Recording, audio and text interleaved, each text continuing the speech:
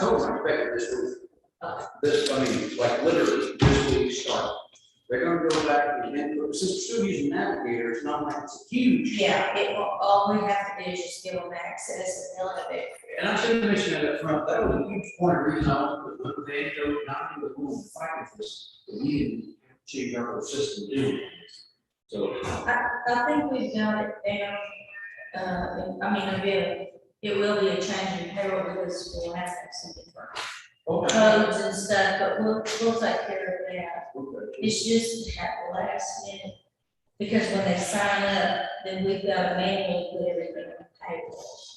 There's no way to integrate that system, so we have to do rates and stuff like that, but we'll take care of that. Well, let's talk about that software section too, during that time. So. You want to talk about that in your office or here? Or Well, somewhere. Okay. Well, now, you're comfortable with that. No, I've got information for all of them.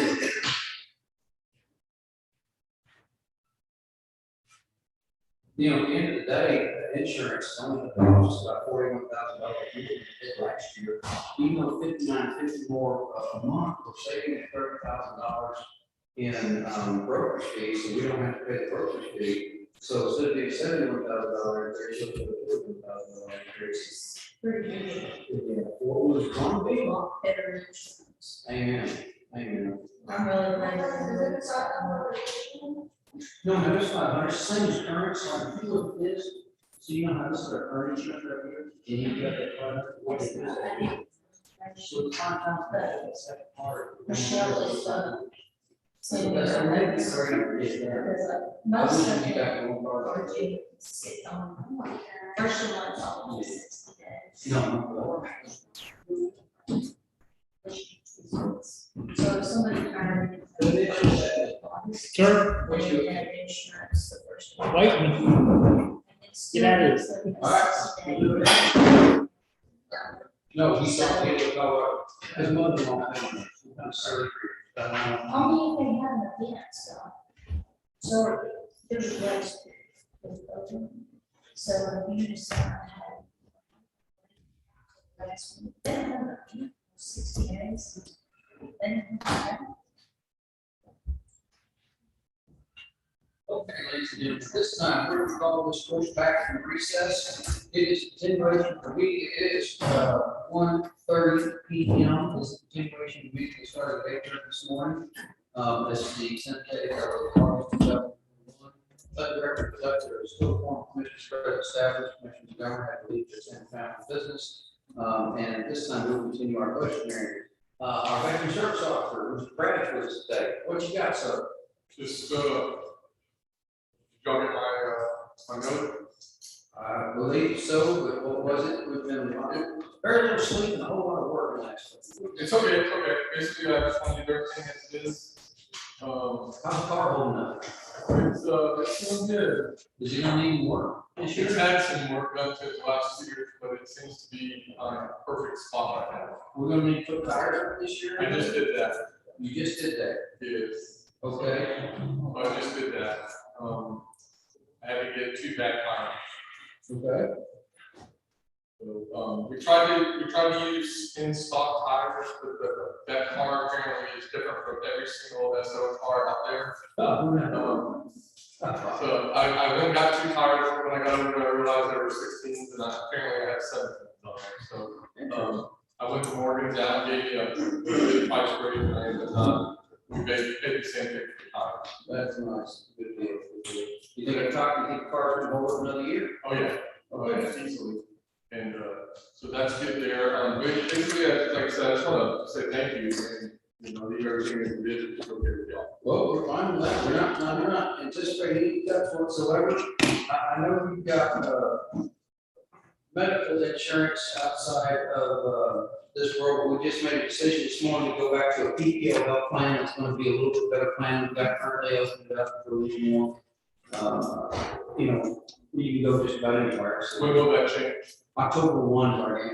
Well, hold on, October 1, correct, Ronnie? I wasn't listening. The healthcare will change on October 1, sorry. Yes, okay. So it should be similar to 2 years ago? It'll be closer to that than it was this time. You won't have all those thinking referrals anymore. Okay, great. And then Yes, also, much better. for, retirement stuff, when we, we're doing a meeting for that here pretty soon. We can, I have actually talked to TCDRS about setting up some meetings maybe later in the year. If people want to talk about their retirement, then I could It's set been it 2 years since available. they've done that, so. But they are very accessible, I find to. They're really good. So the only thing that I was maybe changing here, not this year, but next year would be a program. But right now, we're not worried about that yet. Okay. So it might be adding a program, but maybe getting rid of a program, so if I can do it through a different system, it might be cheaper. But right now, it's gonna stay the same. All right, and then we're proposing 3% cost of living increase for all employees. Awesome, excellent. Well, I appreciate everyone, I appreciate everything y'all do. Thank you. If you need anything from me, of course, the same thing, call. Yeah. And, We'll keep you in the loop when we start doing construction this next year on this building down there. It's gonna put you out, it's gonna be a mess, but we're gonna get you lined out in the long run. I don't know what it looks like in the interim. We'll get together later after budget time, to get closer to that, sit down, formulate a plan, what have you at. Because at some point, we are gonna have to demolish where you're currently at, so that we go over just so fine. we'll stay mostly in there while they're doing work, is that correct? I don't know for certain on your office. We've got to figure a couple of things out. Your office may be one where I may have to move you to another building for a short period of time. The good news is your phone, we're gonna change your phone over out of the IT budget to a voice over IP phone. Okay. And that means that phone, wherever you plug it in, it works. Same number. If you plug it in here, it works. If you plug it in at the support services building, it works. It doesn't matter, it works. And so that's definitely after December, correct? I feel confident that's the case, yes, sir. I feel confident it'll be after December before we start moving you down there at all. Simply because the construction will happen in the far south end first, and then that area where the storage was. Once they've got that, they move DPS over, then that's when he may have to move temporarily. And so, yeah, I think that's gonna be well in the next year for that. Okay, excellent. All right, well, I appreciate it. Thank you, sir. Appreciate you. No, I agree. Hey, you did, got it. See, that's how you do budgeting. You be nice and don't ask you nothing. That's exactly how I like it.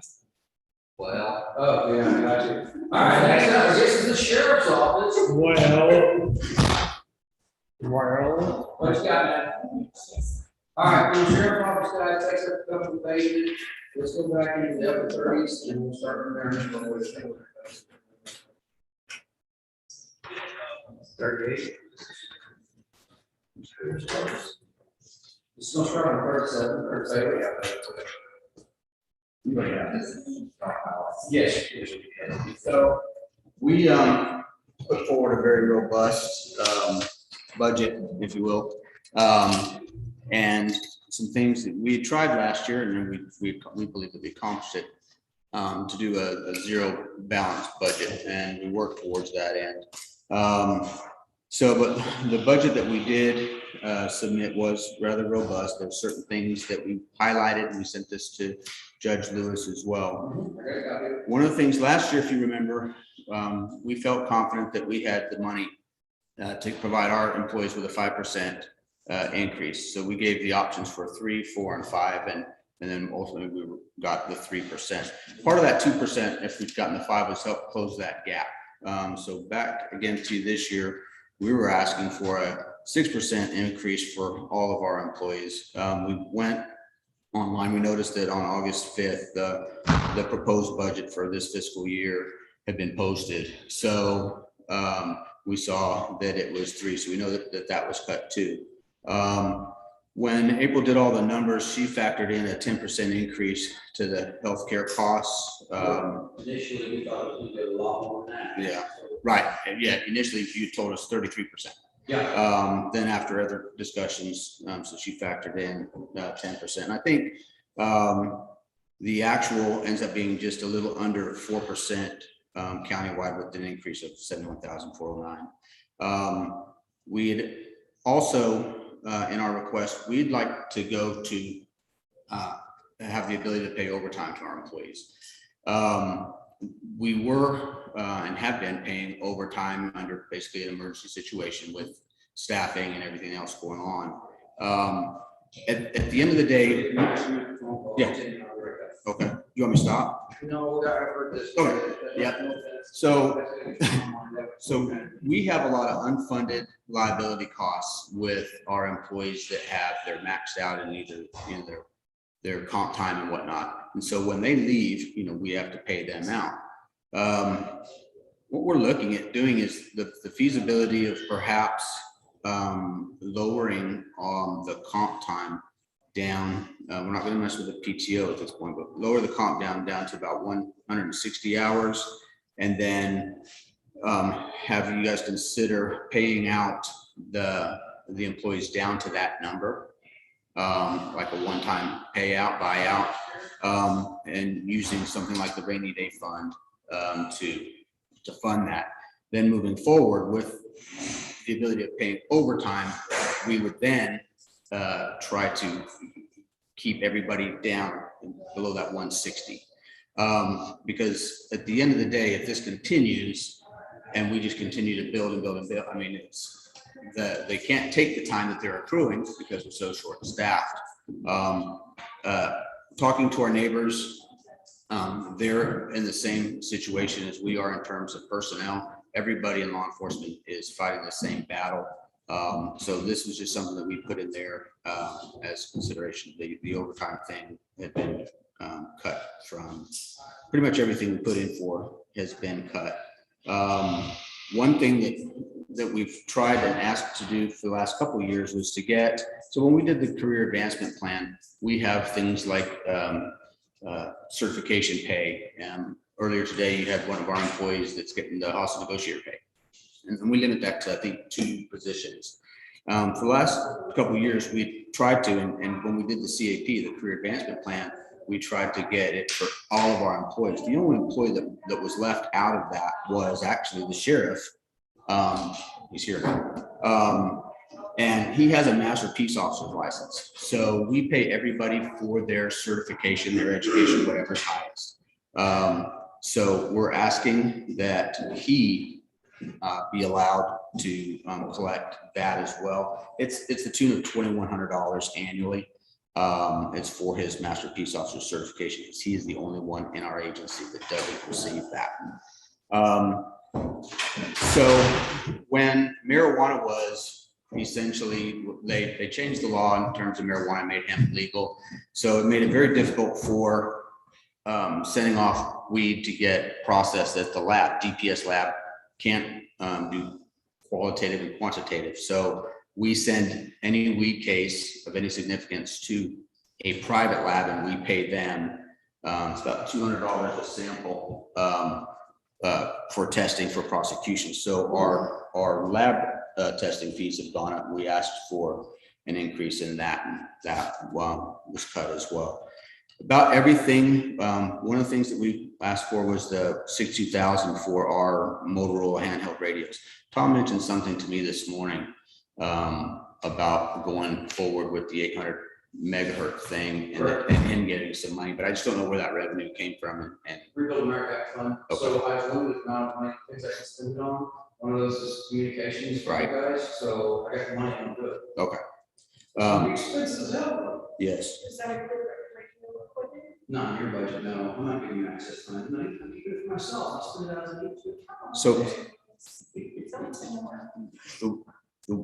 one of the things that I'm up here to yeah, you are, to throw to fight for and ask that it be put back in is it looks, when we started looking at the proposed, it looks like the down payment for 3 additional Tahoes, which is $60,000, was left out. Correct.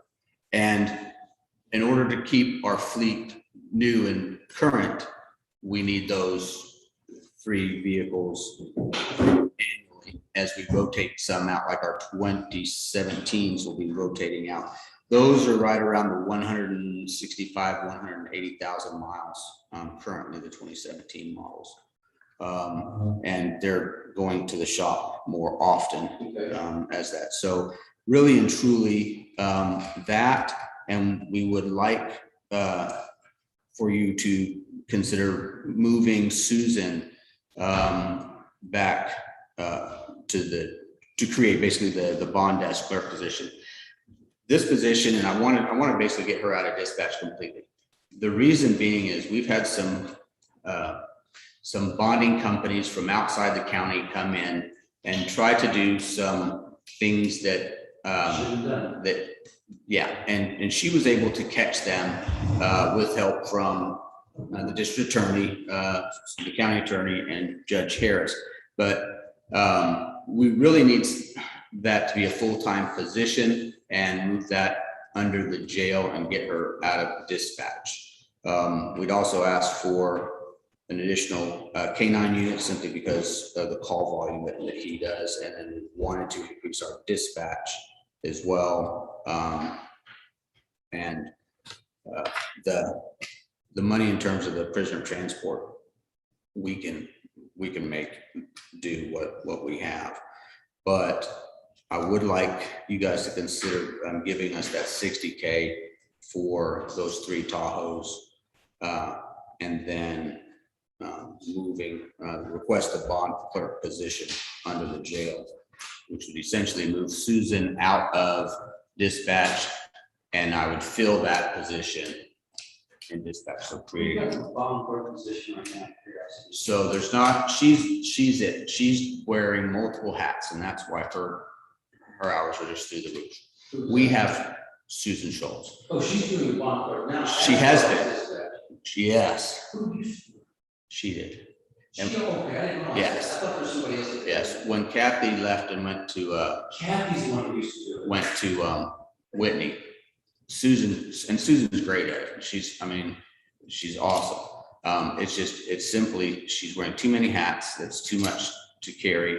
We have warrant positions. I'm sorry. Yeah, we have 2 warrant. We have Annette, and then we have Heather. So their jobs are related but different. I'm actually training Heather to do not only Annette's job, because she's at 29, almost 30 years here. And then also same thing with Susan. So she's kind of trying to learn both just in case it's needed. Okay. So that's what we're asking for. So out of all of this that was cut, we would really like to have the $60K for the 3 cars to keep our fleet going. And then the sheriff's master peace officer's certification pay approval, and then the bond clerk slot. Did I miss anything? Oh, he already held up his 3 fingers.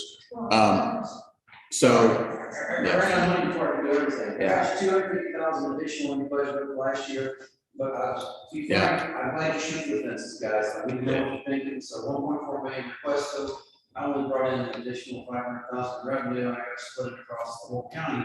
I get it, but I appreciate knowing what you're thinking, I appreciate knowing what we're looking at, and one day, when we get the lotteries county, I got you down, what you need. Right now, though, I'm trying to figure out, all right, how do I put more resources into my sheriff's office? Right. Because I support what you guys are trying to do on a very limited budget. And I like to hear is what is the necessities? What is it that we just got to have this for? So, and that's basically it. In terms of the overtime, at the end of the day, in reality, you're probably gonna end up paying anyway, because we've got so many people that are topped out or will be topped out on comp time. You're gonna be paying them more than likely, all yeah, or that's quite a a few. huge problem for us too. And you guys didn't create that, you inherited it from the previous administration that made a promise they burn all comp time in 90 days, and that's what I haven't told them. So, you know, it was one of the deals that we should have never gone along with that policy of allowed a bunch of comp time. It was just one of those things that we didn't have any choices. We were tied to lack of money and we went along with it. Now, how do you viral that out? That's the question. And management, employees filling slots, getting people. But as you guys know, we're having a very difficult time with finding people that will apply, and much less find qualified applicants. It's a problem. And I don't know how to steer you out of them. There's no way. I don't know what you could do different by trying to limit the circumstances. Well, when you'd stepped out, one of the things that I talked about was it's okay. It's They the, decided right now it's time to finally deliver the strict supplies from HEB after 2 weeks. This was the moment. I've mentioned the unfunded liability that we have and the potential of knocking us down to 160 in comp. We're not really gonna touch the personal leave. And then maybe considering using the rainy day fund to basically pay out one time to get everybody down to 160, so then we can then try to at least maintain that at 160 moving forward. Because I think right now there's somewhere around $200,000 in unfunded liability currently. And that has gone down because some of our tenured folks retired and were paid out, but because it was higher. But you can anticipate that that monster continuing to grow if at some point down the road we don't address it and then try to deal with it. I think it's one of those things that we're going to have to go put something in place and work our way forward, the same as we did many years ago with the PTO, the annual leave, where we cut from 480 to 240. We didn't buy back, we wanted money to buy back, we wanted to. But that has finally started to pay dividends with less than 5-6 people left in the whole county, still have that 480 designation. And so that's significantly lower, those 2.2 something $million liability at one time is way down there now. I don't know what policies we put in place, but I can see that we think the lower the PTO accumulation is helpful, right? I think that that's something definitely we need to do. It's going to help your cause. The only concern I've got at the moment is how do I get the money to pay off anybody else over 160? So I mean, we're going to have some people who are here that are already whatever the number is currently. Take away from Right. And we've got X over here, new hires, we can cap those. We still have a problem that we're working those hours, so we compensate for them, through comp time, overtime, whatever. Yeah. My question is how do we do it for those hours? How do we get employees in so that we're, that everybody back on regular time instead of pouring, time, 1.5 times our budget out on overtime? That's what I don't know. Yeah, it's a never ending process because if we're not compensating them for overtime to begin with, we're giving them the choice of overtime versus comp time at their discretion, whichever one they want to use. It's very hard to mandate, minimum mandatory staffing levels and on patrol. I mean, it's not uncommon for you to have, two deputies on the street in a county this big. Something happens in the jail, we have to transport somebody that's, if we have the overtime ability and have the employee either taking comp time or overtime, then it would be a little more manageable. Obviously, staffing is a concern, and without staffing, it's going to continue to do this vicious cycle. But we want to make sure that you guys at least are thinking about this down the road, because it's just going to continue to get worse if it's not addressed. And I agree, but I don't know that just throwing money at the way to address it. I agree that helps us with the current problem, but it's still we're in status quo. It's going to be right back to where it is. What programs do we put into place? How can we help you guys get to a point where we're spending the budget amount, not 1.5 times budget amount? Yeah. And I'm not pointing fingers, don't get me wrong. Environmental prevention is very difficult. I wouldn't want to be LEO at this point. What in the hell I go out and treat you guys? So the question is, how do we help you? What incentives? They can't, there has to be something out there. How we fill these positions that we've got. That's the number one way to stop the bleeding. And then I can say, okay, well, I can come out with a program to incrementally buy back this, that, whatever. There's got to be ways to do that. I think that's was the basis for the 6% raises, because we try to compete with these other counties that are significantly more. So we can't compete with them, and we can't retain. At 6%, you won't compete with anybody around us. Just know that right now. Call Ellis County, you're gonna lose your jailers from us. They're gonna double up on their pay. We can't go anywhere near where they wanna go. Yeah, But it is helpful, because some people that want to live in this area or don't want to sit in a cell with an inmate. Yeah. We do have some, we do have people that occasionally choose us over them, and then we have people that leave because insurance started so late, and this and that. I've heard that leave, I heard 2 people didn't hire because. Yeah. Well, I'm sorry, I misspoke. That's okay. But, leave the process, I guess is what I meant. So they ended up not following through, but again, it goes to, if you look at our numbers for paying for psych eval and all the money that we are paying to get these people in, and then they're leaving in under a year. So recruitment and retainment, we are paying that. We are paying this money. We're just sending people out the door and we're starting over. and we just continue to do that. And we've seen that happen for years here, and, you know, we've instituted your recommendations on pay policies, and it cost us an additional $200,000 last year. Yeah, that's fine, we thought that's something maybe, and, you know, education, we think it's important, we buy into those programs, therefore we pump money into it. You know, if you look at your budget historically, what's happened, you guys are over 2 million ahead in the last 5 years. I mean, you poured cash into you guys, and we continue to pour. And I'm not saying, I don't understand the realities, I do understand the realities, but there has to be a point where I gotta take care of other things too at the same time. I'm just juggling so many balls with limited intake.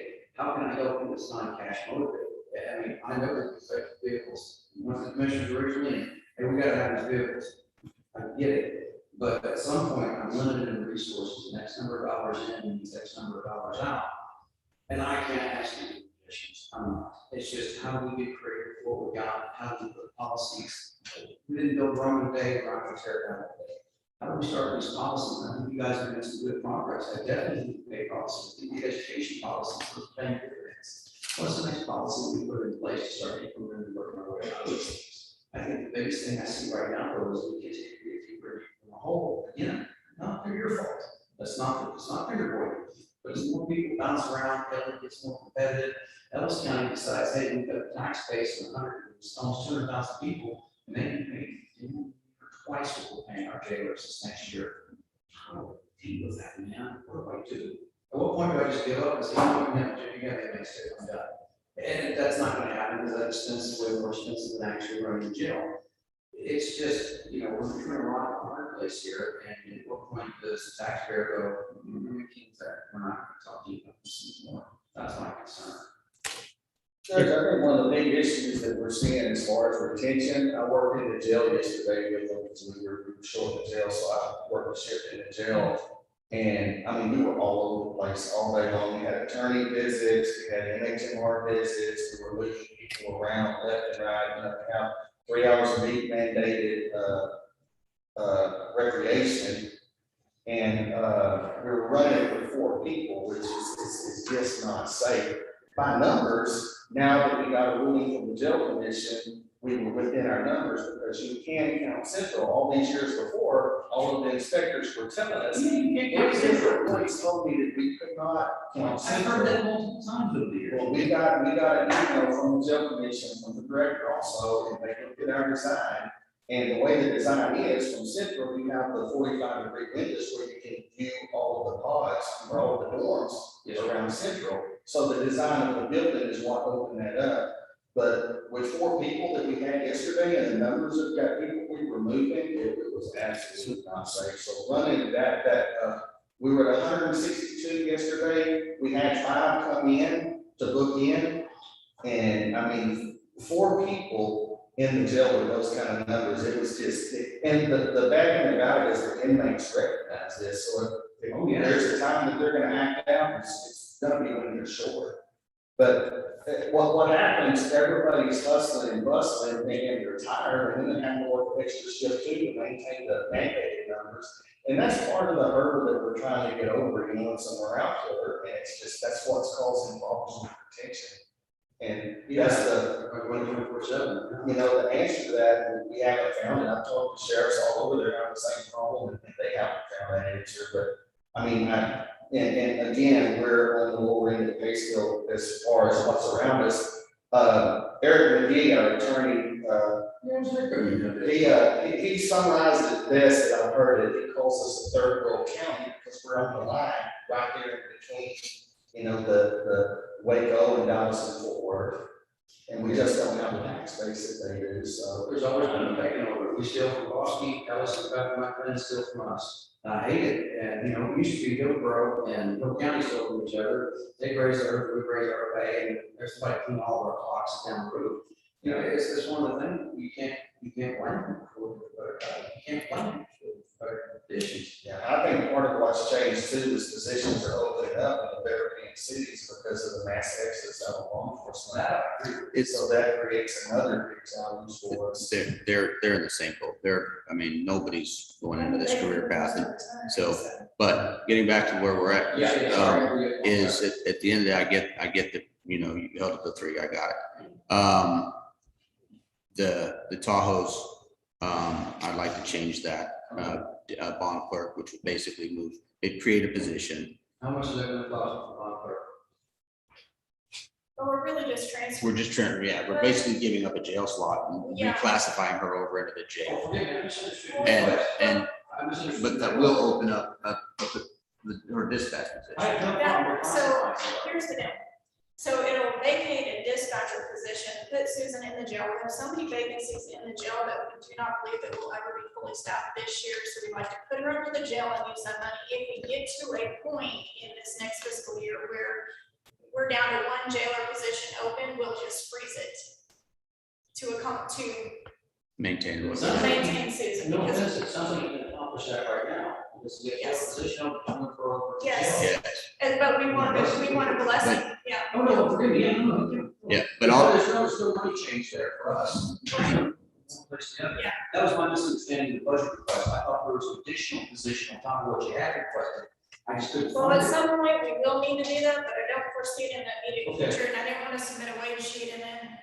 No, I have no problem with that, so. but that would vacate Susan's position. I had asked for 2 more dispatchers, so that would, we'd be able to hire somebody to replace her, which would still keep us at 10 in dispatch. Yes, So you got how many in dispatch now? 10 slots. Correct. yes, You're gonna move Susan out to an open jail slot, so that leaves you 9 people, and 9. 1 vacant slot in dispatch.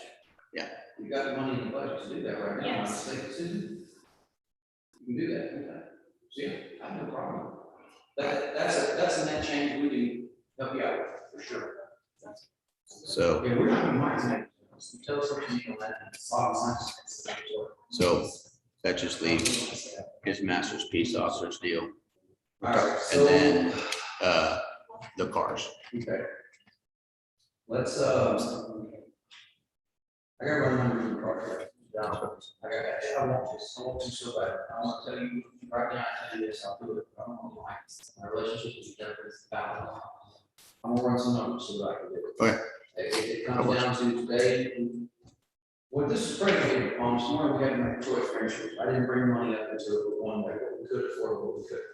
Had we done different with insurance, it would have been a lot more money spread around. We did not do that way, that's fine, that's our choice. I would favor not going that way as well, so I'm not trying to benefit somebody. At this point, though, I go up, I need to come up with, 40,000 here, 40,000 there.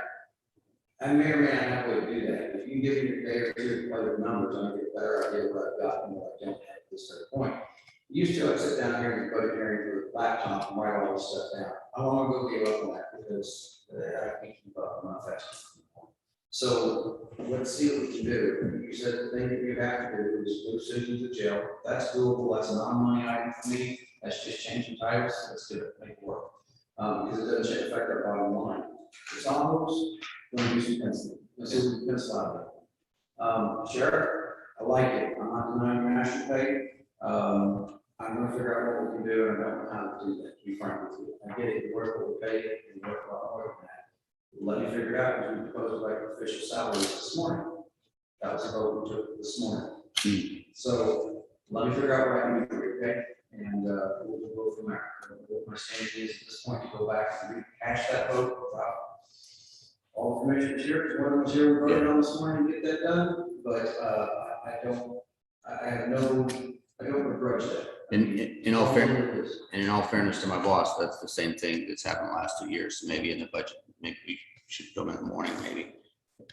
Because that's what happened to him the last 2 years. You will see a an agenda matter on the refinancing of the Tahoes that we currently have, because we can get all the ones we're currently paying for at a better rate at 2.75. It's not gonna save us a lot. It's just gonna save us a few grand. All right, so where are you guys at your end financing that? Oh, yes.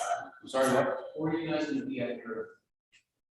Oh, well, I know we moved some money around, you're in this budget, your fiscal year 21 currently. You moved some money the other day. Yes, thanks to Susan. Yes. Where are we gonna be at the end of the year? We still on track where we think we need to be? We hope so. It's really, in large part, gonna be depending on when the Tahoes get delivered. They're set to be built, the actual Tahoes that we That's, I guess- budgeted for Excuse me. at the Chevy house. They hope to have them built the first week of September. So we're gonna be pushing it if we take delivery by October 1 or not. They still have to be updated after after they're built and delivered to them. We can deal with that. That shouldn't be an issue.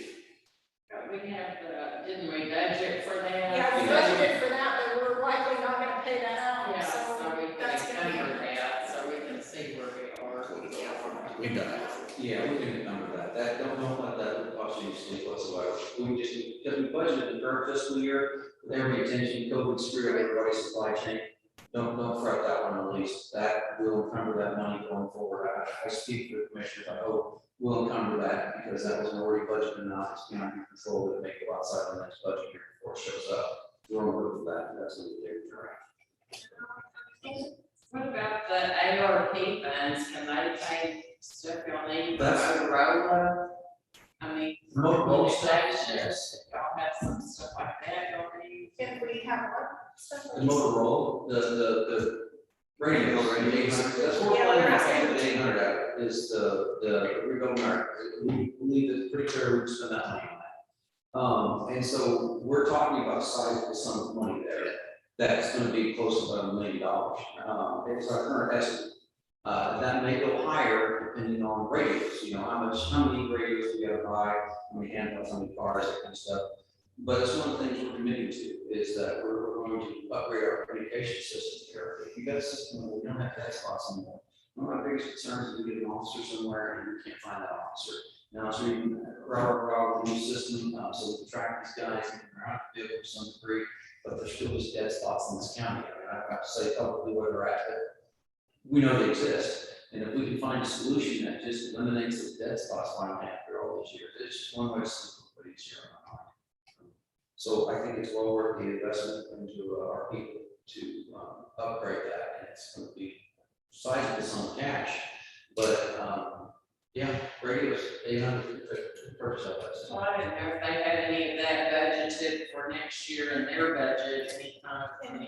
No, we'd asked for, to buy the 10. Yes, handheld number radios. 10 is what we asked. But that was, talking to Tom this morning, I just made an assumption that those 10 would probably be picked up in that, You're correct. in that $1 million that he's. Yeah, we're gonna pick up, so, sorry, I didn't see any additional, there's no additional radios in the budget as I proposed it. Correct. It'll come out of the RAC funds to clear out whatever you guys need, that's what I figured, in the way of radios.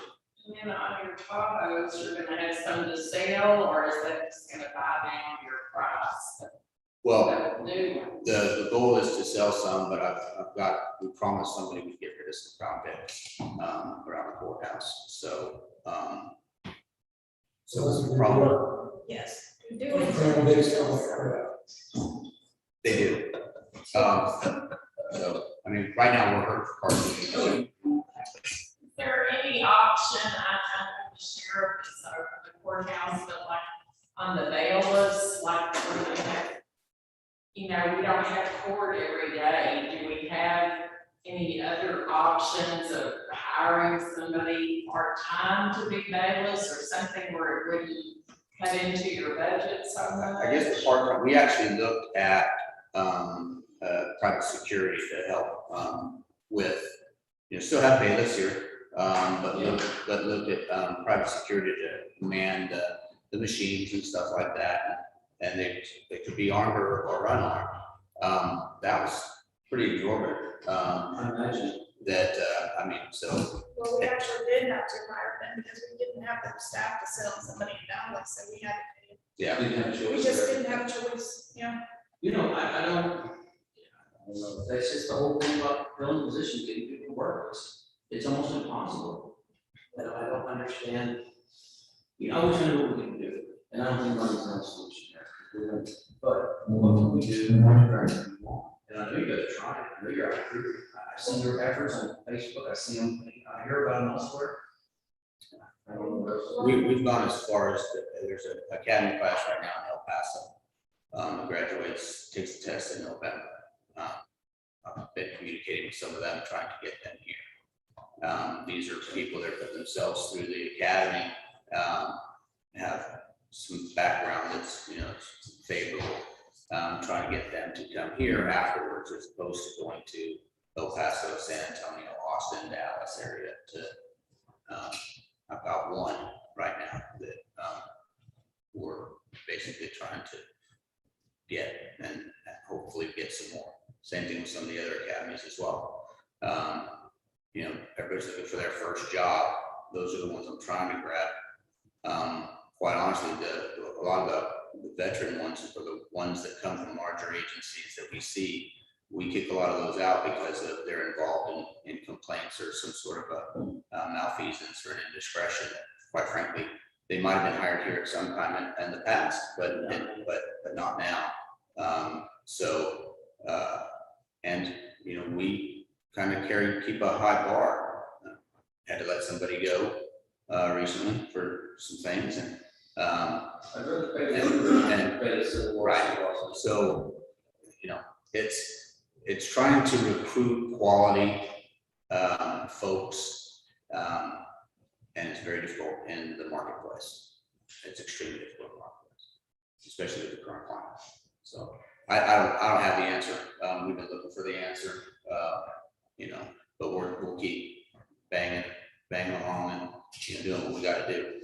Part-time could work. You can, by TPO, hold dual commissions. So it would be possible for somebody to work at, you know, another agency and come here on their off days. The vast majority of law enforcement nowadays work 12-hour shifts.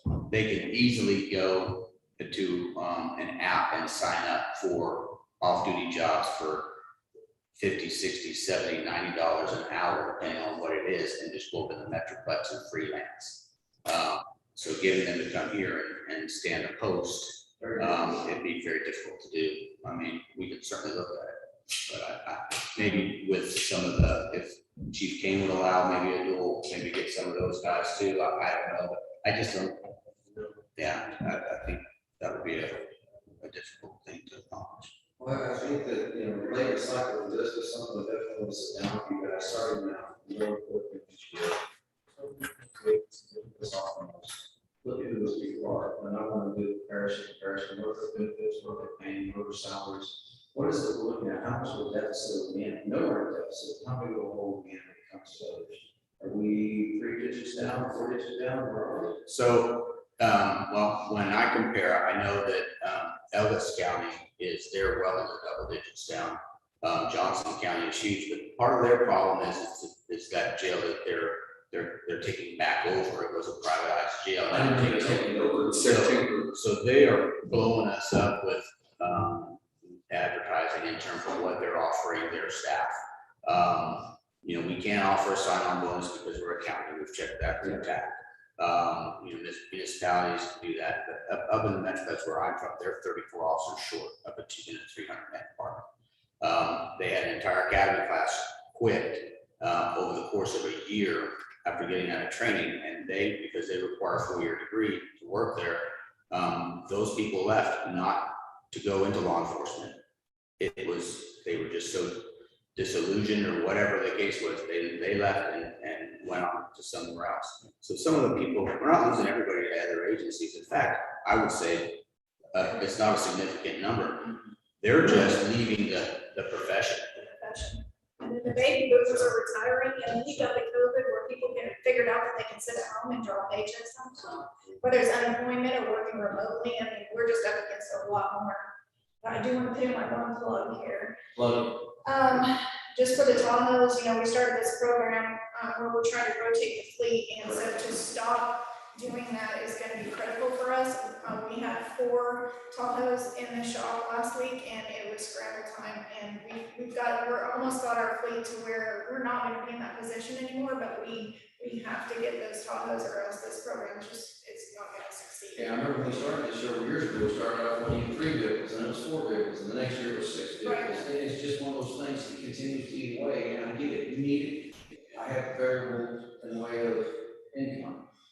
We're gonna work on that. Yeah, if we can find it, because if we can't put our officers on the street, then the citizens aren't getting their services. So that's what it comes back to, is that if we can't put our officers in a vehicle, then they, somehow we have to do that. Like, that's The a. dark humor in me wants to say something, but I think all my officers are but I just had to say that because it's. no, I appreciate it, you're right, it's one of those things, and no offense to the necessity of anything else in your budget. I agree with you, this is a program that started a long time ago, it's like, then you're continuing to more money, because you guys have been elected for so long, we need to pick things up and get them moving. You know, this year's budget wasn't stellar as I hoped it would be, but it wasn't near as bad as I've seen it be. Well, and on the upside of that is that we are getting to a point where we are about to be able to have vehicles that have enough life in them that we will be able to offset some of these payments, and we're gonna start to see some of that start coming down and get more manageable. We're just now getting to the cusp of that, so if we stop, we're not ever gonna see it. We're never gonna see a good rotation where we're not paying significant amounts of money every year, whether it's new vehicles or we're putting them in the shop and repair. No offense, I slightly disagree with you on that, I never budgeted to bring anything back because we never have. There's no, Mr. Sheriff, what you guys are doing, it's just, it seems like it's always moving, talking about what they're gonna give us for vehicles. I love a good challenge, so thank you for that. But And you I got a will challenge, prove you show wrong. prove me wrong, Just I'll buy show it you. again. She's talking about the lease purchase, and as long as we turn these vehicles back in with a reasonable amount of miles, and we're actually at or over that limit on our 17s, Yes, then we turn them back in, get like a decent price for them. They repurpose them in Florida and then sell them out to other agencies. So I agree, I think we're there. I'm gonna make it a priority, so. Okay. yes. I'll make it a priority. And we do appreciate everything that you guys do, and you've been very supportive through this whole thing. You know, we wouldn't be doing our jobs if we didn't ask for what we think that we need. Don't think I've ever upset for the ask, I don't mind the ask, I'd rather know. Thanks for your time. How many are you short? How many officers are you short? April can answer that. I think we're 5 in patrol, 8 in the jail, And and one of our applicants, she should have started by now, withdrew yesterday, in dispatch. So I'm real close to being full in dispatch. Problem is I have one that's leaving, in September. October. Okay. and we've got one in military leave, so Yes. we have to hold that position open. Then the one that we didn't hire yesterday, and then once we move Susan over, so that's 4 technically, but not yet. We have some PHSs, personal statements applications. We prioritize them, good, okay. We consider, so we still have some personal issue statements to review for the one that just backed out on us yesterday. So, Is that the one I'm supposed to see? no. No, she never even made it, that far. Okay. We were about to send her for all of her testing, so thank God that didn't happen. She'd been given a conditional job officer, all she had to do was make the appointment for her physical, psychological, and drug screens, so she ended up getting it, moving at the last minute, so. That was within their post. So, right. Well, let's continue to look at what it looks like for moving healthcare line back from 90 days to something closer. And I don't want to pick by a system for the sheriff's office and for the rest of the employees unless I just actually had to.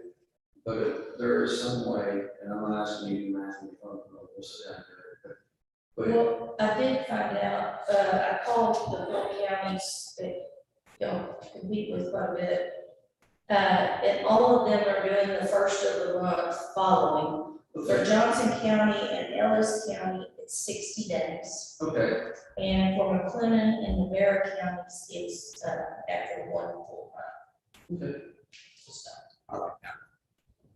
So we'll see what it looks like. We're gonna run some numbers. We can cut back tonight.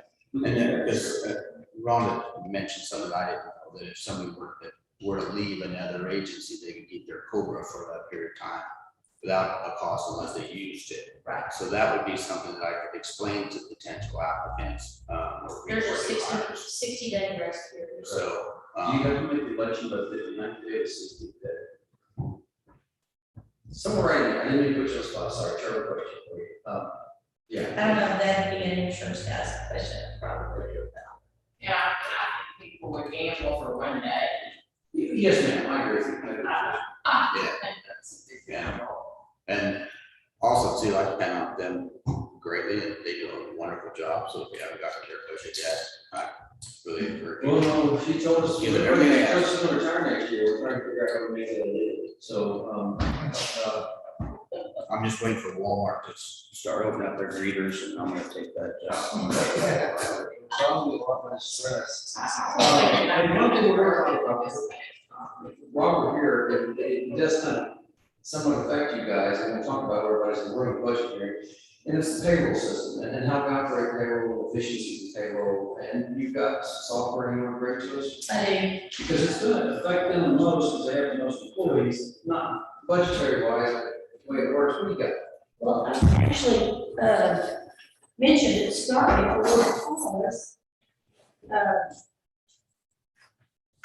Theirs is the most likely to be able to just grab a hold of the concept more than, anybody else. I think that's not enough. Pass those around, and see if we have one left.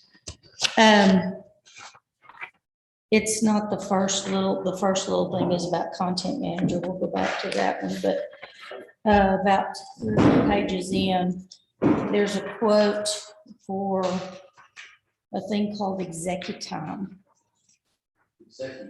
Executime. Executime is a time capture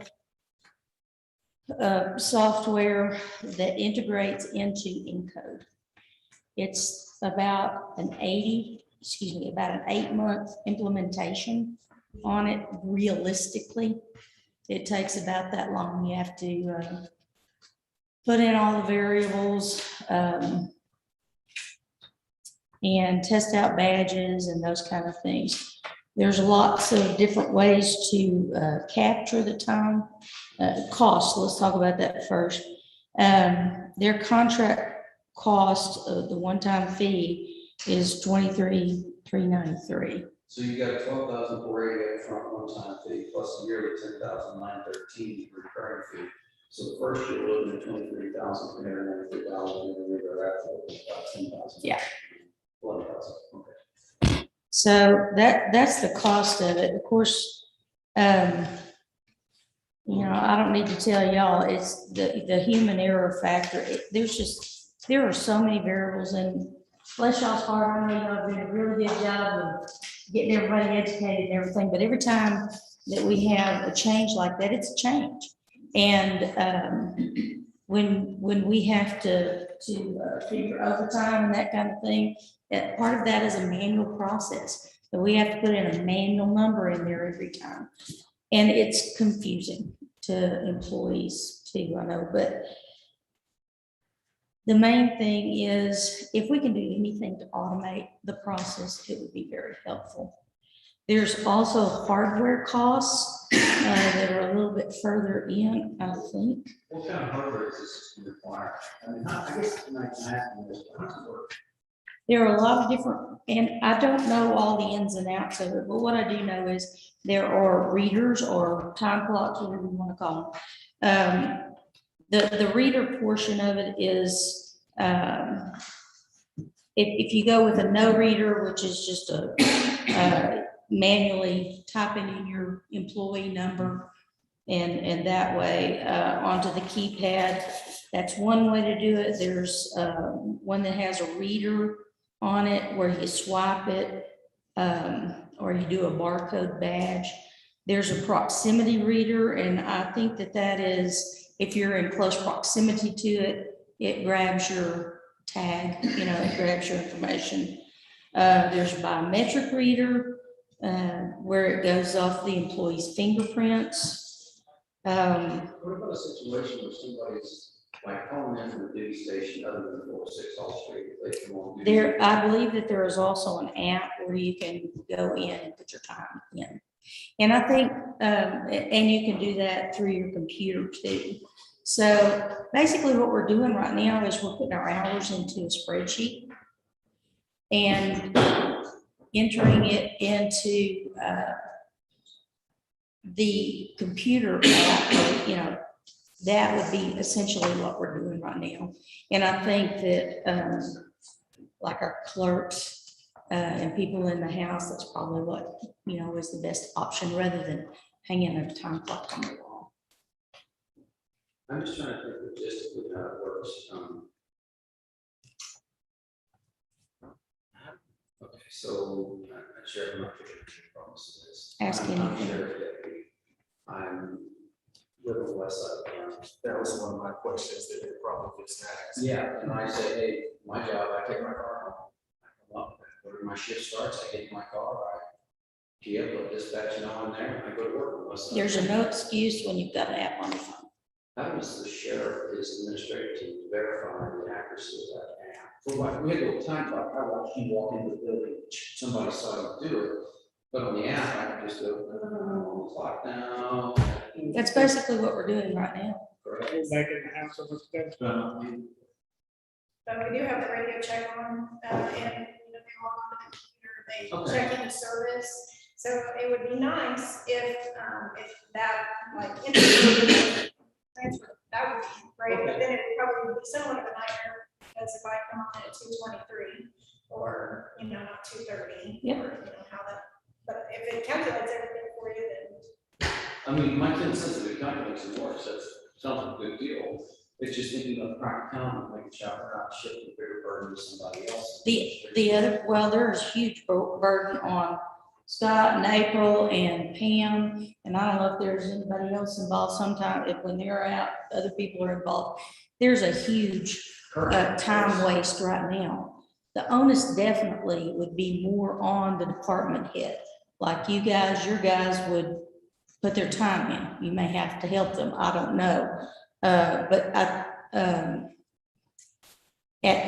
When everything is captured at that one time, before the pay period, you know, before we calculate the pay period, there has to be an electronic sign off by the department head or the appointed person. At the end of the day, it's falsification of the government document, so, I mean, if they choose to do that, and get caught. So Yes. Yeah, we can't be perfect. What I'm getting at is I just want to make sure I'm okay with this idea, it's a good use. Just make sure I'm not increasing your burden accidentally overturn the plan. Do they offer any kind of like a test and evaluation type of thing? You know, you get it for a month, then you can just do a test and evaluation. That would be a question for them, that Tyler isn't known for giving away stuff. Oh, it's Tyler? Yeah. Yeah. They did do a test with the And policy, similarly, they're- Yeah, I mean, you definitely have time, and there are also, you would have time to test out the Yeah, process. that's what they're trying. And That's is what they told us with RFID. Yeah. there I remember that story. a scheduling component in it? too? Yes. Meaning, That was my next point, but Okay. yes, there's a schedule, and I don't, you probably know more about it than I do, if you've used, but there is a scheduling, component in it, Can you get it come out under bill? absolutely, absolutely. And there, County has to see it in action. Even better. Even better. yeah, in Erath County, they use this. And I don't, they are just now going on board with it. They had a faux pas with their badges. They ordered the badges, and somehow they sat too long because of COVID somewhere. And I don't know if they got mixed up or what happened, but anyway, they had a delay because of all that. So COVID, everything. I will point out that the prices that they quoted us, and we kind of drug our feet a little bit, I have, on presenting this, just because of everything. These prices are good through 8/22, but I have reached out to them, and I believe that they will extend these prices, and I don't think that there's going to be a big up.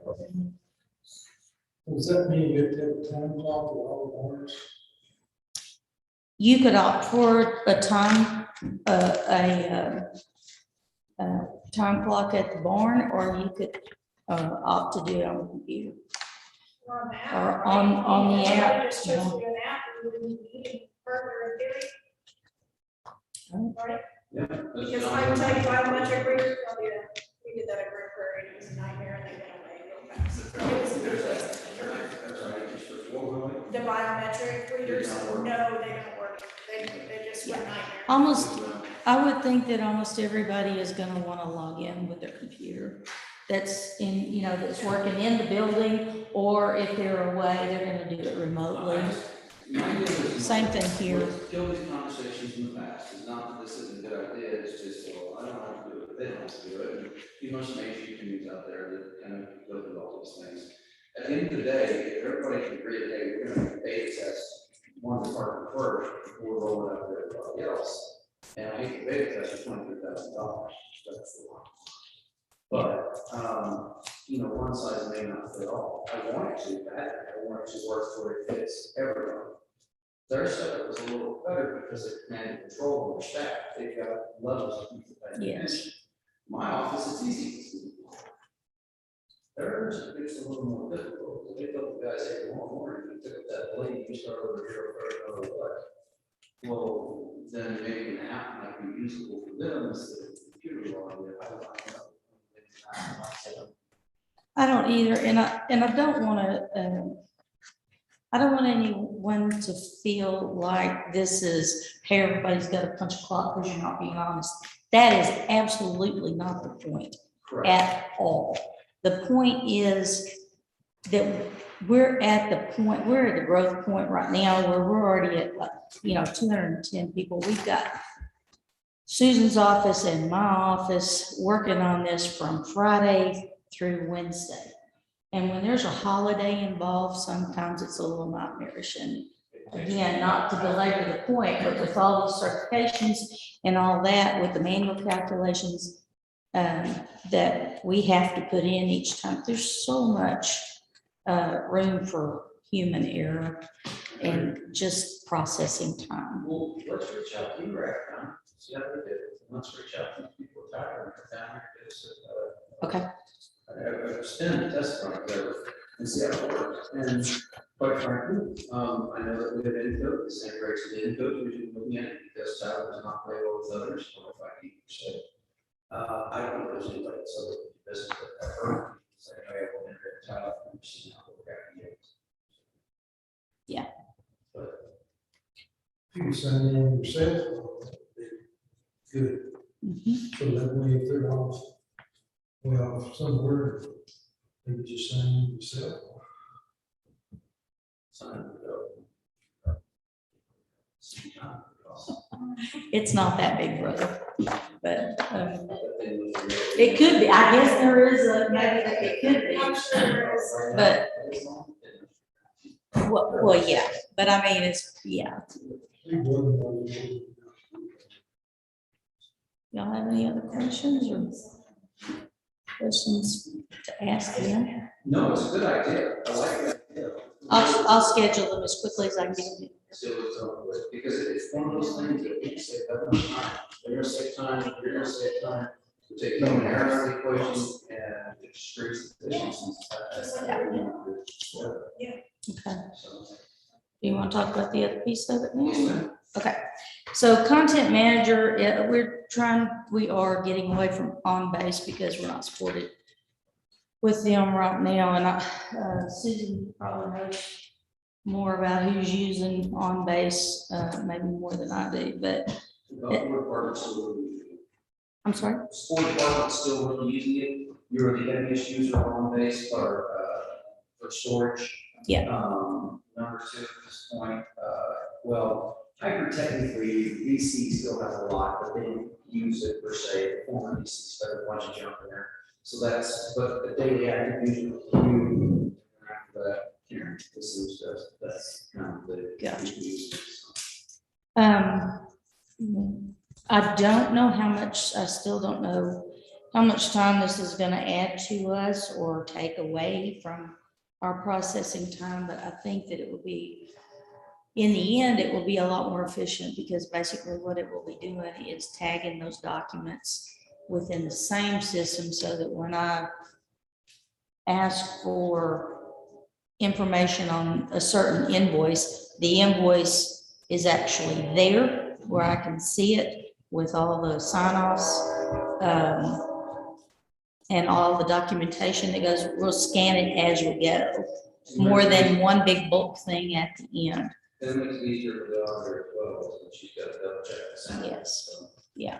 it should speed that process up. Because when y'all call and you ask about an invoice, and you say, hey, I didn't sign off on that, or did I sign off on that? And, why didn't that happen? We actually have to go out to On Base and look for that invoice and say, well, we got it here, but we tagged it in here, and that's why it got paid when it did.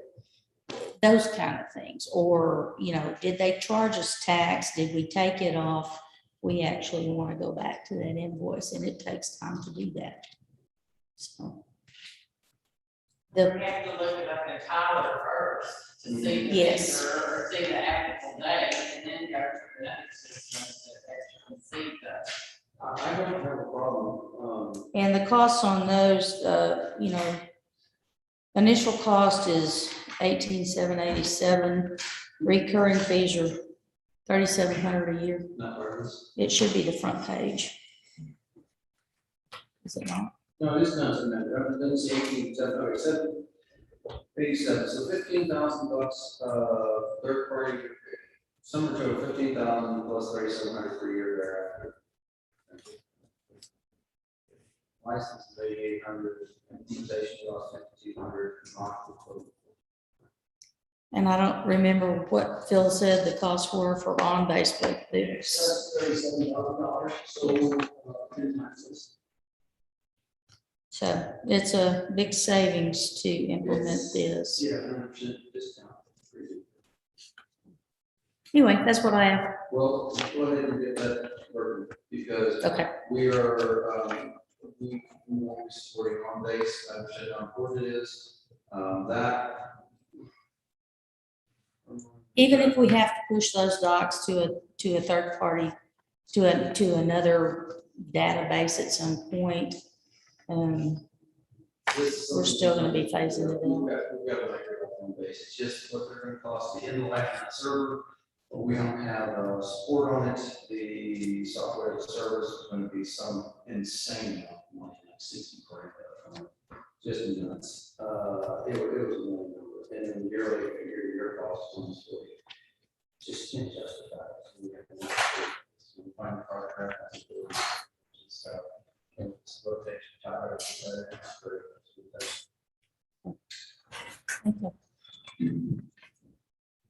what else we got there? Thank you. Thank you all. See you all. What else we got?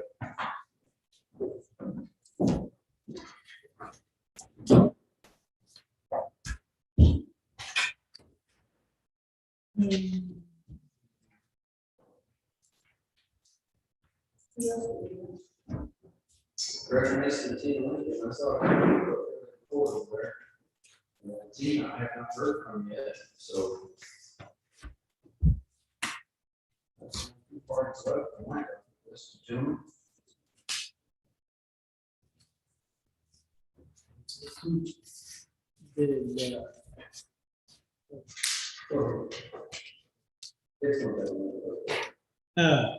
I mentioned something about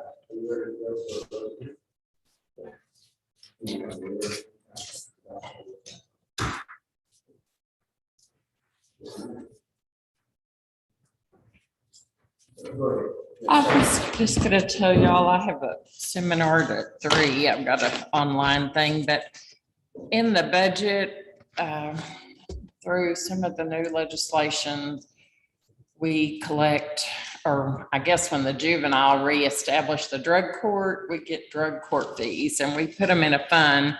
They're actually in the county fund and not in juvenile's fund. And I just wanted to let you know the amount that was there. I don't know how it can be utilized, but I told Tina about it. It's like $6,900. Well, I don't know. I'm sure will have to be for drug court purposes, which do we really have a cost for drug court, except for testing, of course. We could do testing and things. Remember, Matt Crane had, he was getting something like $25,000 a year for showing up one day a month. Yeah, we don't pay any of Yeah, we don't have a program. Oh, yeah, stuff. So, I Yeah, don't know. I was trying. For the judge, or whatever. He's not really a judge, he's a master. Right.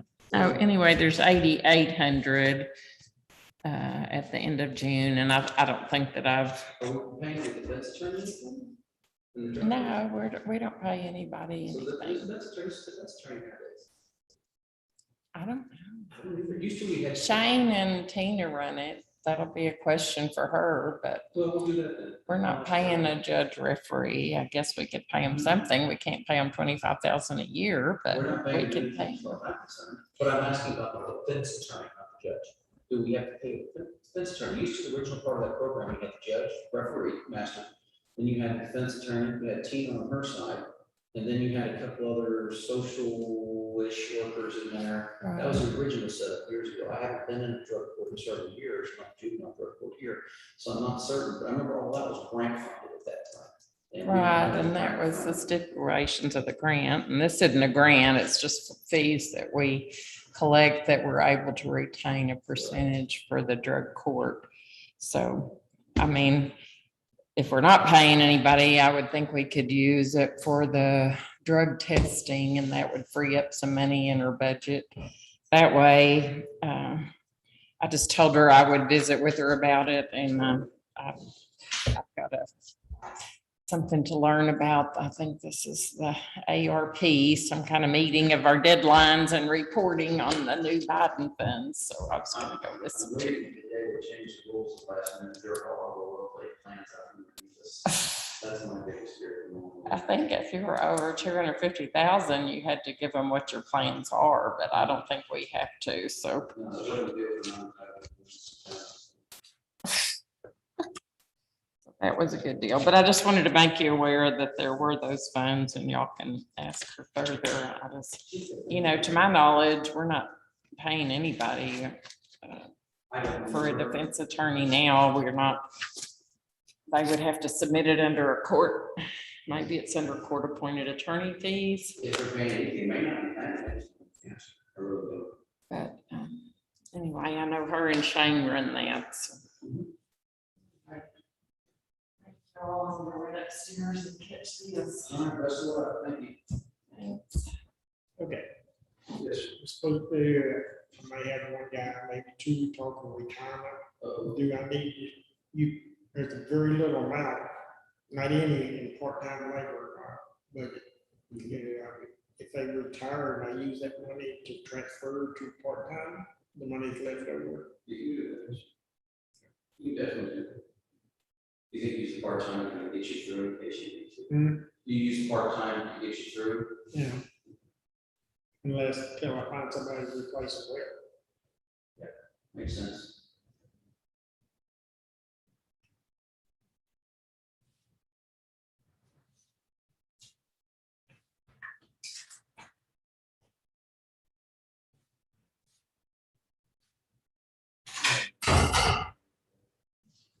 Man, we're on a budget hearing. You want to show up? You don't have to, if you don't want to, but we're way. That's what I thought. I saw that.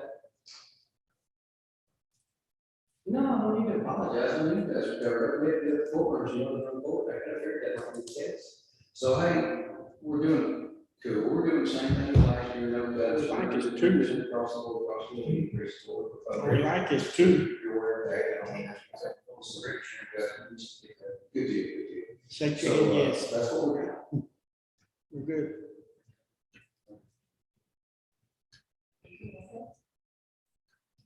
Oh, this is the last day. I'll talk to you about it later. Yeah, don't worry about it. It's the last week, you're 2 people left in 2 minutes there, we're that far away. So, Don't worry about it, we'll give you yeah, half a commission, I'll million. take you guys up a later date. You go, right? I need to go. Mr. Mason won't be showing up. He's actively working in the courtroom right now, so. Oh, actually, he has Keith over here working, he's down there, and they're doing a bunch of instead education. Well, who was that?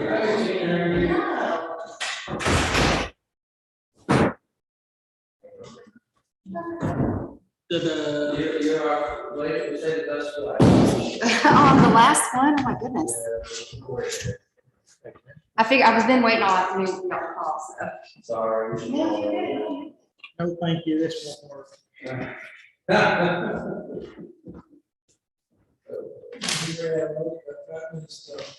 not You're too good. late. Hey, Cole, you need one of these for the official record?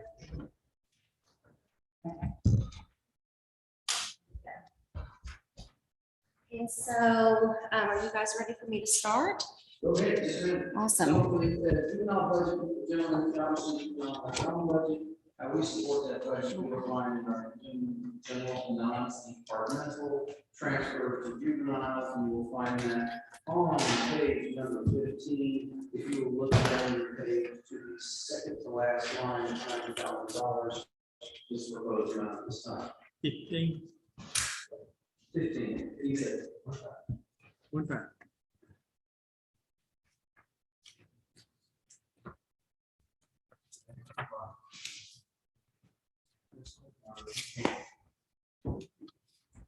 Okay, so if you guys look in your folders on just the folded part in the front, that just encompasses our entire budget for the department.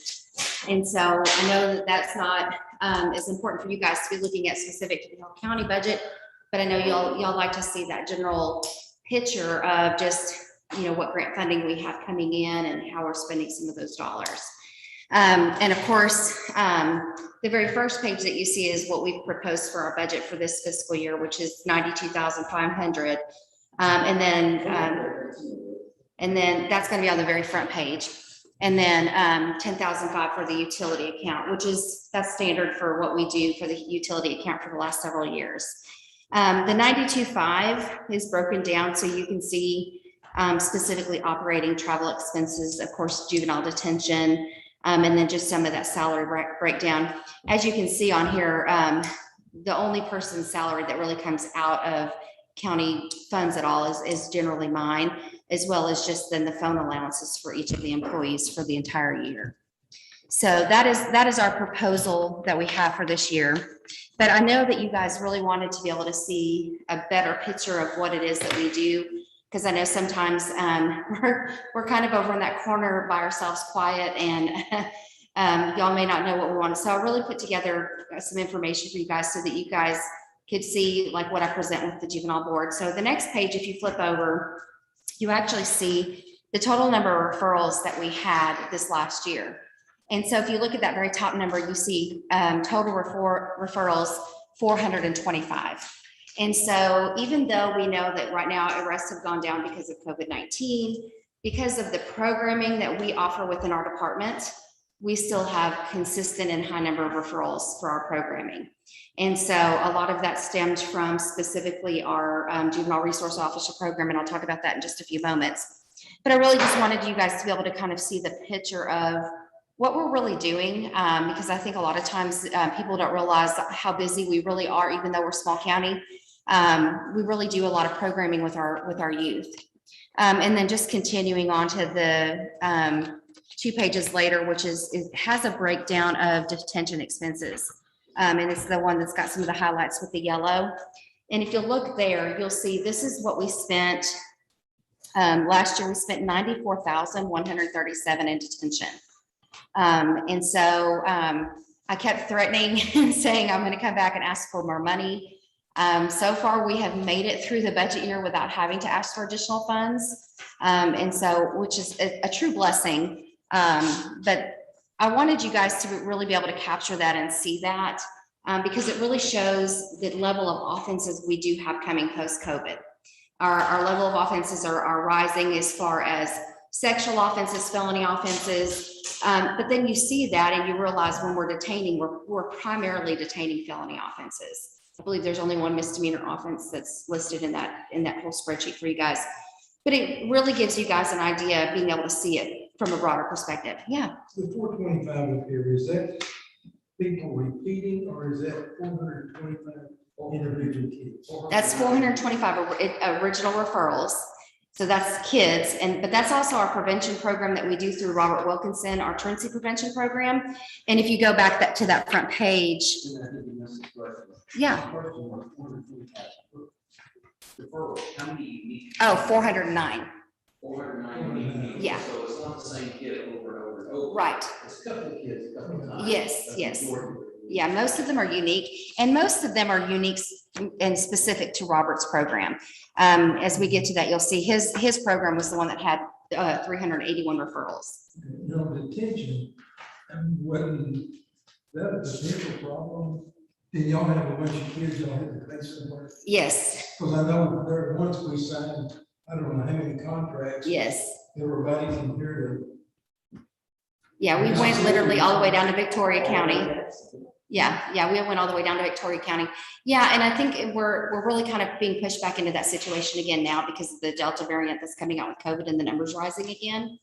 But here's the thing that's really happening, kind of what we're seeing in our department and really in kind of statewide right now is the criminal offenses for juveniles are not stopping. It's not that it's ending, but when law enforcement goes out, their priority is no longer going to be a juvenile offender. Unless it's a serious sex offense, burglary, habitation, one of those higher level offenses. They're not going to arrest on a Class B misdemeanor, Class A misdemeanor at this point. And we're not going to detain generally on those either because we can't find beds. So what are your main problems or main things that they're doing? Page 4 would be, you're going to have a good eye opener. Yes. So just turn sideways, page 4, and you got to keep in the offense. And I'm just going to read these quickly to the view home on YouTube. Violation of probation, possession of controlled substance, that's a felony, state jail, 1 to 2 years. Unlawful carrying of a weapon, possession of marijuana, continuous violence against the family, evading arrest with the vehicle, of course, felony, assault public servant, felony, aggravated sexual assault of a child, theft of property, 2,530,000, aggravated assault of a weapon, arson, misdemeanor, evading assault, evading arrest vehicle, aggravated sexual assault of a child, violation of probation, assault of a public servant, assault, family violence, contempt of court. That almost seems somewhat vanilla in comparison to the aforementioned group. Directed to apprehend assault of a weapon, aggravated assault of a violation of probation, legal offense, burglary of the building, and aggravated sexual assault of a child. So these kids are just as bad as the others. Yes. Basically. Yes. Sir. Yeah, and that's what we're seeing, you know, coming out of the pandemic, we saw a really huge uptick of violent offenses amongst juveniles. What we're really starting to see, which is very scary, is a lot of aggravated sexual assault cases coming with younger kids. And we know that that's linked to the pandemic, being in social isolation. There's no telling what kind of exposures some of these children had. But this is really what captured this, and this is why I really wanted you guys to see it. And because the juvenile board gets to see this, they know what's going on behind closed doors and behind the scenes. But I really wanted you guys to have an opportunity to be able to see. I appreciate it. Good information, Sean. Yeah, so that you guys really see what is happening in our community. So, you know, right now referrals are down a little bit, but again, criminal offenses are not down. It's just that agencies are having to be mindful about how they arrest. And so that's just a trend that we're seeing. However, what we're all seeing also is in the state of Texas, as a whole, violent offenses amongst juvenile offenders is increasing drastically. So we're going to have probably another record year of detention costs and those kind of things once things get back into ramping up with school and kids having to be in school campuses and those kind of things. But I just really wanted you guys to be able to see it. And I promised it months before, but then the flood happened and I was like, yeah, right now's not the time to be really talking about this stuff. So, but that really captures, those are the kids we detained last year or this year. And so you really can see a really true picture of what we're working with on our end. And this does not include the Class B, Class A misdemeanors that we get that we never, ever even put in detention. So again, just wanted to share some information. If you look at the next sheet, I just provided you some information about our JJP program. And we served a total of 11 students. Our average daily attendance was 96%. So one of the advantages that we really have with the JJAEP program is we really require kids to be in school. They're not allowed, if the parents call that morning and say, well, we're not bringing him or her because they're sick, we say, no, they have to have a doctor's note or we go and pick them up. So it's really kind of an in your face program, but it's also a really great program that offers not only education aspect, but we do counseling and life skills programming with all of our students as well. And then the next one is, of course, the juvenile resource officer. That's our truancy prevention program. No, they have their own. So they actually were using our court for a while, but I think that we're looking at trying to partner again with Judge Crane, since she's been on board over there. And so hopefully that we'll try to streamline that again. But this is 381 referrals without Hillsborough ISD. So that just tells you how important Robert's role was last year. And when, we were doing remote learning, Robert was involved with all of those kids. Literally those kids are kids that he has face-to-face or phone call. There was a lot of phone calls last year because of COVID, but those are kids that we have direct contact with. And those are kids that we really try to divert from the juvenile justice system as a whole. And then finally, the last one is just our drug court program. And I just wanted you guys to see this. It's small numbers, but it again we do a lot of programming in our juvenile probation department. And so this is one of the programs that we offer. And so we served 7 total kids last year. And, you think about that in a pandemic, that's pretty substantial for us as well. But I just really wanted you guys to have an opportunity to really see what we do. There's a lot of small county juvenile probation departments that they do great things, but they're not, doing all of these different things. They don't have a drug court, a JJP, and a truancy prevention program. In fact, we're the smallest county in the state of Texas that has all 3 of those. So we're not required to have it anyway. No. We've done it because the service, we try to keep kids, get contact with them, or keep them out of our jail, keep them out of prison, try to catch them on a regular basis. Yeah, we've got this many kids, it's unreal. That's what I'm saying. That's So what they think about we didn't operate this program, and kids run all the time with the adults. It'd be a nightmare. That's scary. And the other thing, you've got nearly as many females involved as men. That's something that has changed some over the years. That's changed. Yeah, that's changed a lot. When did you start seeing or notice that it's starting to catch up a number of girls with boys? I would probably say 5 or 6 years ago, if I had to kind of gauge it, and that's probably has a lot to do with social media.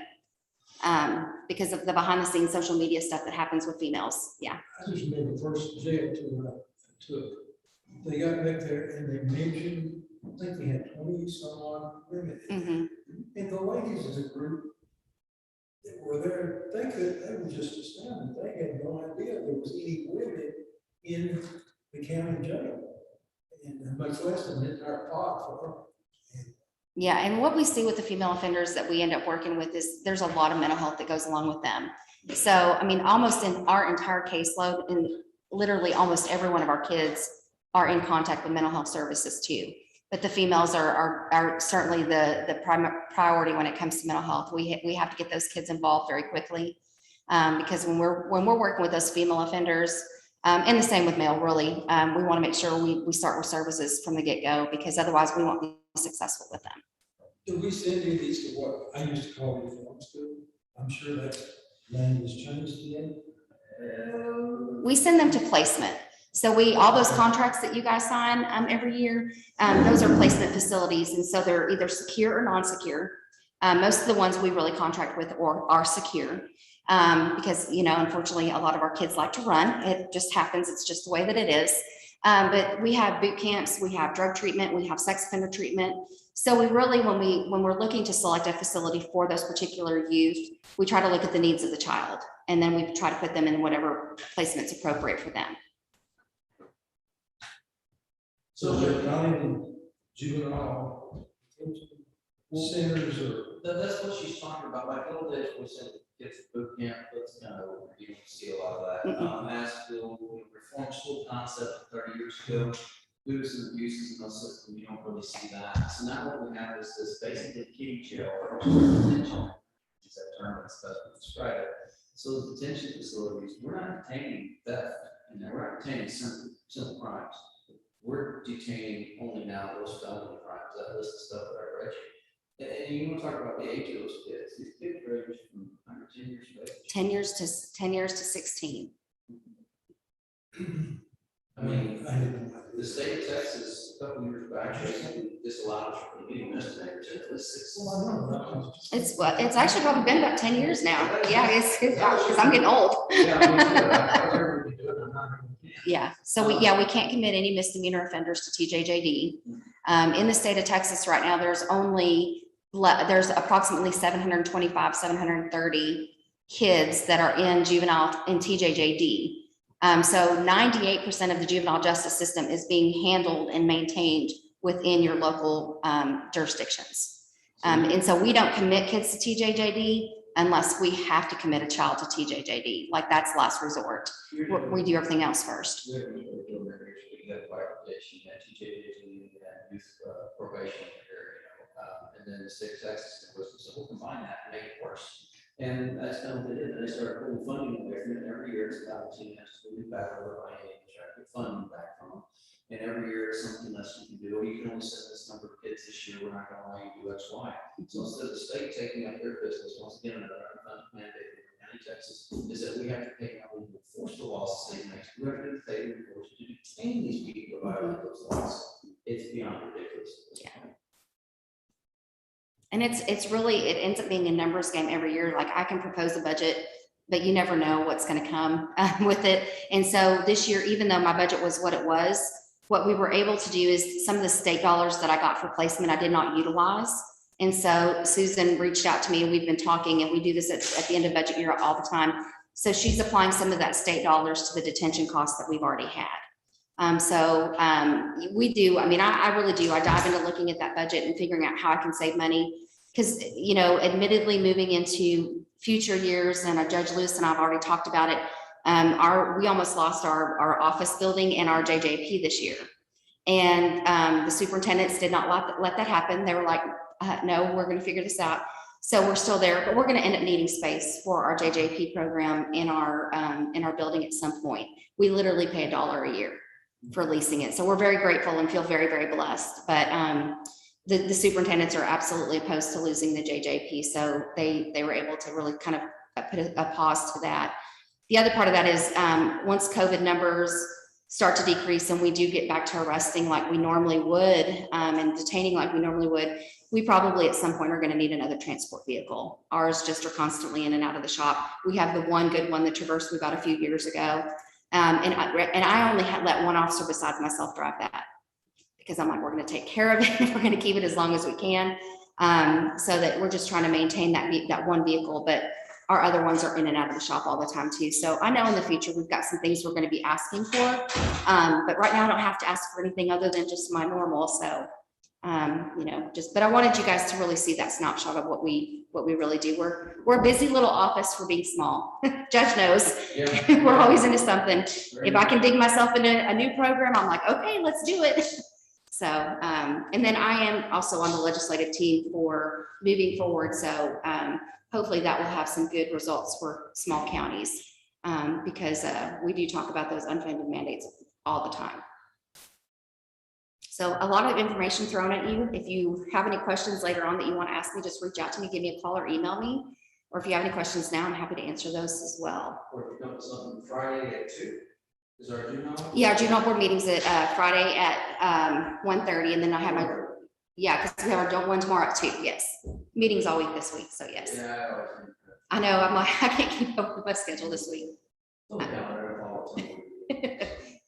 So, but if you guys do have questions or want to ask more questions or talk to any of the superintendents that we work really closely with, especially with our JJ or our resource officer program, please let me know. I'm happy to make those contacts for you guys. But Jane, I don't see any numbers for the questions.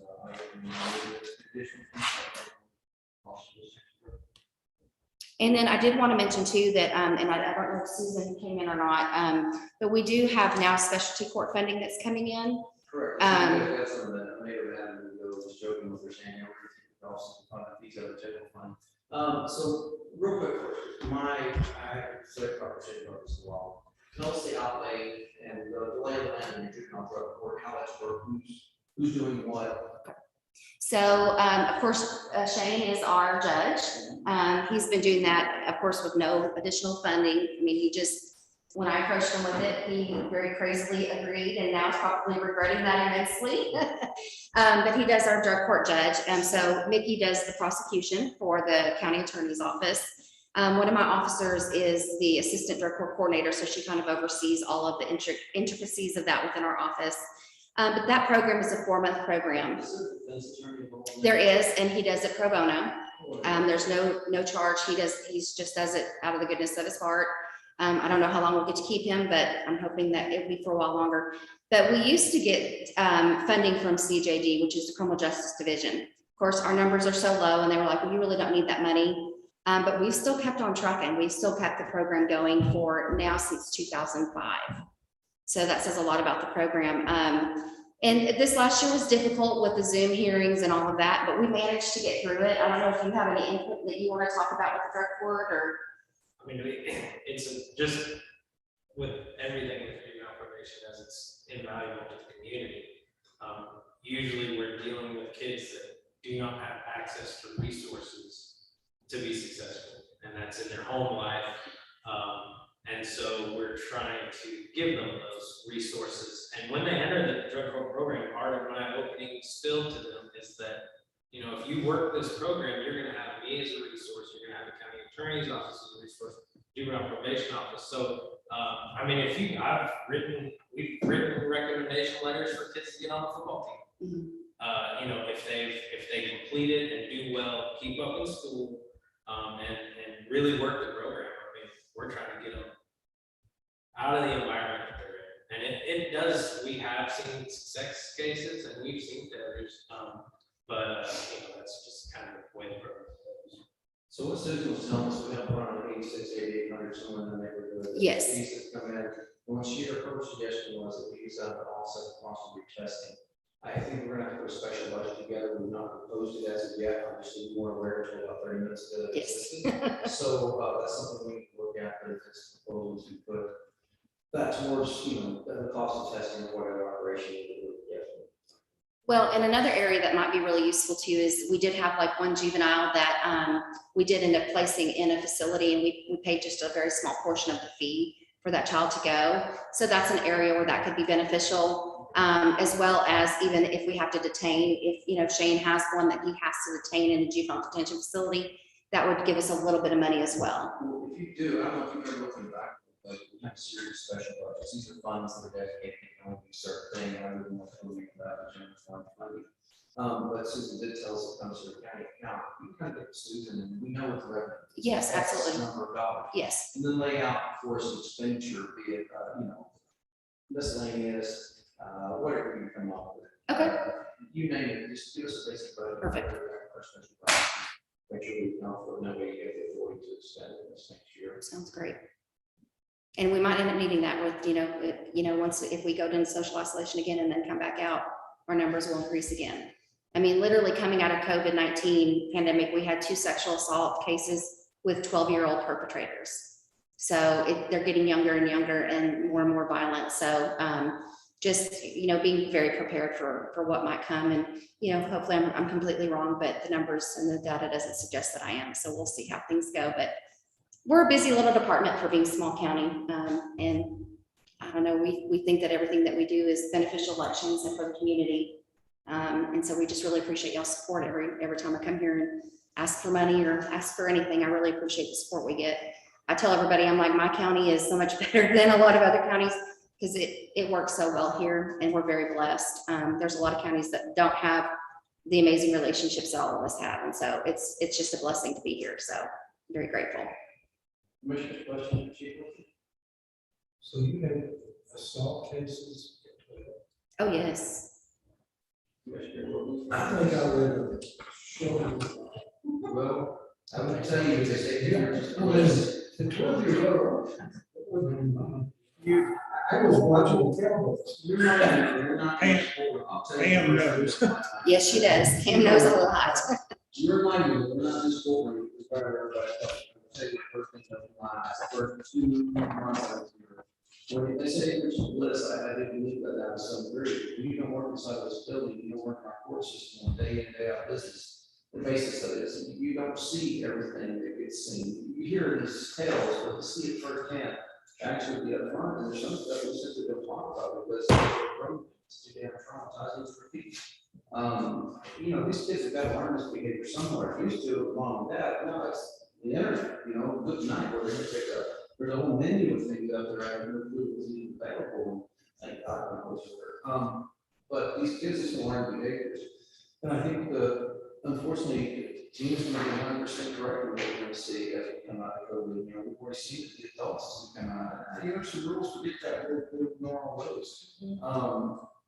What we're going to find is children that have a lot of time alone, or they have time with no supervision from outside parties, with non-patient adults. Those kids are going to have more new behaviors that bad things done to them. They're just as much a victim, but at the end of the day, they're also going to be the perpetrator. And that's what we find is they start off as a victim and then the next step. You'd be surprised. And it's shocking to me. It is the one thing that really has a hard time wrapping your head around this show. But enough of that, so. I know that was really enlightening, right? So sorry that, I know that's negative stuff, but that's So glad I learned. stuff we're learning or stuff that we do have going on in our department. But again, I appreciate you guys. And if you guys have any questions or have more questions for Shane or any of the superintendents we work with, just let me know. I'm happy to connect you with them, so. All right. See you Friday. Tomorrow first and then. All right, we have anything else on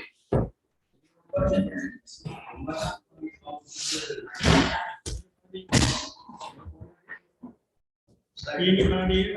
I thought I heard adjourn. Oh, yeah. Make a motion adjourn. Second, we stand adjourned. We'll take this and start cutting things and then, see where it goes from there. So, what's up, guys? People talk to you about a fella I had in jail. Let's go down there and talk about it. So,